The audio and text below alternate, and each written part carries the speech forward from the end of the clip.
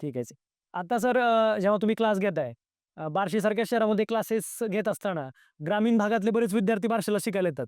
मग ग्रामीण भागातले विद्यार्थी आणि शहरी भागातले विद्यार्थी ह्यामध्ये काय तुम्हाला तफावत वगैरे जाणवते का? हो, 100% एक तर ग्रामीण भागातल्या विद्यार्थ्यांमध्ये माहितीचा अभाव खूप आहे. म्हणजे जरी आता सोशल मीडिया घरोघर गेलेलं असलं, Google किंवा ChatGPT वगैरे, पण आपले जे विद्यार्थी आहेत, ग्रामीण असू द्या किंवा शहरी असू द्या, हे तेवढे अवेअर नाहीत आहे, की मला पुढं करियर काय करायचंय. तसं आता माझ्याकडं तर जास्त ग्रामीण भागातलीच मुलं आहेत. पण त्यांना जर विचारलं ना, की तुला काय व्हायचंय?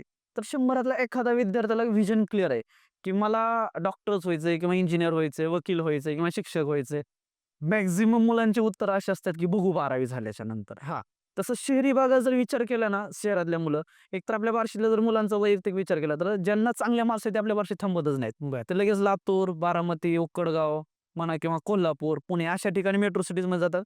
आणि दुसरी एक गोष्ट येते, की ग्रामीण भागातल्या पालकांचं थोडंसं शिक्षण आणि शहरातल्या इथं असणाऱ्या सुविधा, ग्रामीण भागामधल्या असणाऱ्या सुविधा आणि सगळ्यात महत्त्वाचा डिफरन्स म्हणजे बेसिक गोष्टी.